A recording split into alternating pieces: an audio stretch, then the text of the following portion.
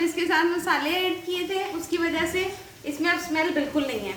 जैसा कि मैंने आपको बताया पहले, इसमें 12 मसाले डलते हैं और वो 12 मसाले जब कुक होते हैं तो उसकी खुशबू बहुत ही लाजवाब आती है। अब मैं ये चावलों का दम हटा रही हूँ। वाह, आप देख सकते हैं ये हमारे चावल कितने अच्छे बने हैं। लेकिन इतना मज़ेदार पुलाव बनाने के लिए ज़रूरी है कि आप इसको मेरी रेसिपी के मुताबिक बनाएं, उन्हीं स्टेप्स और उन्हीं तरीकों पे बनाएं जो मैंने आपको बताए हैं।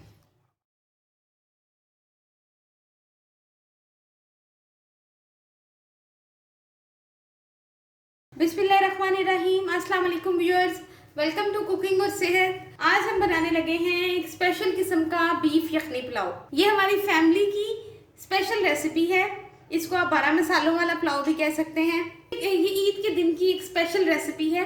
इसके 2 स्टेप्स हैं। पहले मैं आपको इसकी यखनी के इंग्रेडिएंट्स बताऊंगी और फिर मैं आपको वो इंग्रेडिएंट्स बताऊंगी जिससे हमने ये चावल बनाने हैं। आगे बढ़ने से पहले अगर आपने मेरे चैनल को अभी तक सब्सक्राइब नहीं किया तो सब्सक्राइब करें और बेल आइकन को जरूर प्रेस करें।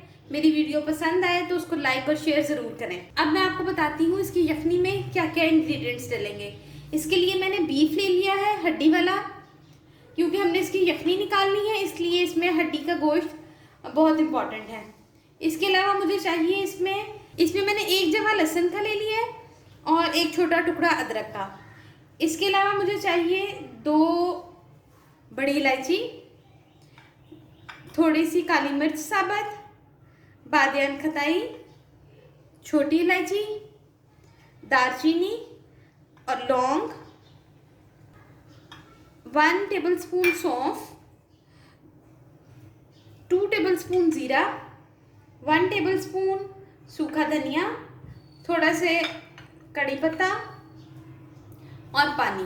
ये सब मसाले जो हैं ये हमारे साबुत मसाले 10 हो गए हैं और बाकी जो 2 मसाले हैं वो हम चावल बनाने में इस्तेमाल करेंगे। अब मैं आपको बताती हूँ कि हमने इसकी यखनी कैसे बनानी है। यखनी के इंग्रेडिएंट्स मैंने आपको बता दिए थे। अब मैं आपको बताती हूँ कि हमने चावलों को बनाने में कौन कौन सी चीज़ें इस्तेमाल करनी है। उसके लिए मैंने लिए हैं 2 बड़े साइज़ के प्याज, 2 बड़े साइज़ के टमाटर, 4-5 सब्ज़ मिर्चें, नमक और गरम मसाला। ये हमारे 12 इंग्रेडिएंट्स पूरे हो गए। इसके अलावा मैंने चावल ले लिए हैं। चावलों को आपने घंटा पहले पानी में भिगो देना है।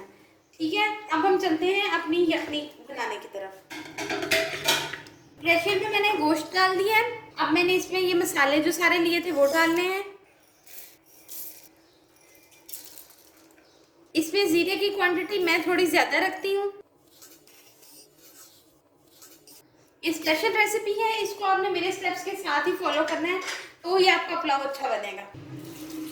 इसमें हमने पानी इतना डालना है जिसमें हमारा गोश्त जो है अच्छे से डिप हो जाए और उससे थोड़ा सा ज़्यादा। ये मैंने इसमें 1 जग पानी का डाला है। 1 जग से थोड़ा सा हम ज़्यादा पानी डालेंगे। ये देखिए, इसमें हमने इतना पानी डालना है कि गोश्त हमारा जो है इसमें हमने इतना पानी डालना है कि गोश्त हमारा जो है वो अच्छे से पानी में डिप हो जाए और इसको हमने 15 से 18 मिनट की स्टीम देनी है। चलो, ये देखें जी, मैंने 18 मिनट की स्टीम दी थी गोश्त को। गोश्त हमारा गल गया है। ठीक है, अगर थोड़ा सा कच्चा भी रह जाए तो कोई प्रॉब्लम की बात नहीं है, क्योंकि जब हम उसको भूनेंगे तो तब गोश्त में अगर थोड़ी सी कोई कसर है तो वो ठीक हो जाएगी। मैंने यखनी को स्टेन कर लिया है, गोश्त मैंने अलग कर लिया है और लहसुन मैंने क्योंकि साबुत डाला था। अगर आप अदरक लहसुन का पेस्ट डालेंगे तो वो तो वैसे बीच में घुल जाएगा। लहसुन क्योंकि मैंने साबुत डाला था इसलिए मैंने लहसुन को उसमें से निकाल लिया है यखनी में से। मैंने मसाले इसमें अलग अलग से डाले थे। आप एक पोटली बना के भी डाल सकते हैं। मैं अलग अलग डालती हूँ क्योंकि मुझे इस तरह से अच्छा लगता है। अब मैं आपको बताती हूँ कि आपने पुलाव बनाना किस तरह से है। ये देखिए जी, इसमें मैंने हाफ कप ऑयल ले लिया है। अब मैं इसके अंदर डाल दूंगी प्याज। 2 बड़े साइज के जो मैंने प्याज लिए थे वो मैं इसमें डाल दूंगी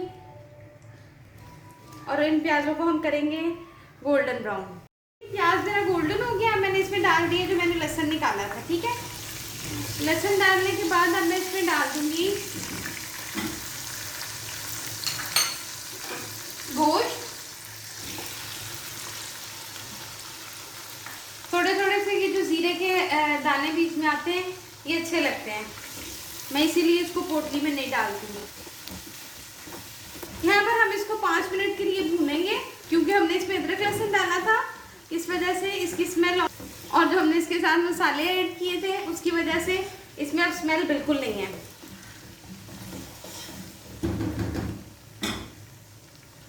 अब मैं इसमें डाल दूंगी टमाटर, सब्ज मिर्चें, नमक और गरम मसाला, और मैं इसको भून लूंगी। अच्छा, ये देखें जी, मैं जो गोश्त था, गोश्त के अंदर जो मैंने सारा डाल दिए थे मसाले, वो सब कुछ मैंने भून लिया है। आप ये गोश्त की शक्ल देख सकते हैं कितनी मज़ेदार हो गई है, और ये इतनी खुशबू वाला, मतलब मैंने आपको, जैसा कि मैंने आपको बताया पहले, इसमें 12 मसाले डलते हैं, और वो 12 मसाले जब कुक होते हैं तो उसकी खुशबू बहुत ही लाजवाब आती है। अच्छा जी, अब हम क्या करेंगे, अब हम इसमें डाल देंगे चावल। चावल आपने जितने लेने हैं, आपने पानी उससे डबल नहीं, आपने हाफ प्याली कम पानी लेना है।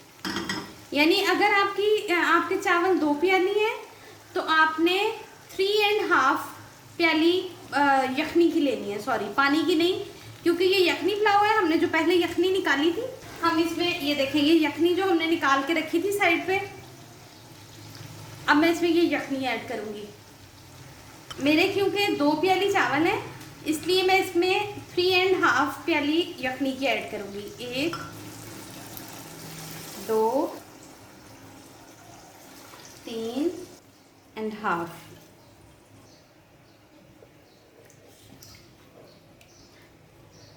ठीक है जी, यहाँ पर आपने नमक जो है टेस्ट कर लेना है। अगर आपको नमक कम लगे तो आप इसमें नमक और ऐड कर लें।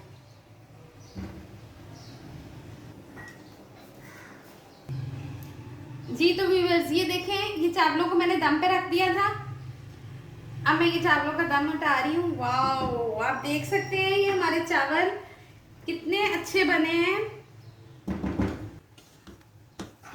ये देखें, लेकिन इतना मज़ेदार पुलाव बनाने के लिए ज़रूरी है कि आप इसको मेरी रेसिपी के मुताबिक बनाएं, उन्हीं स्टेप्स और उन्हीं तरीक़ों पे बनाएं जो मैंने आपको बताए हैं।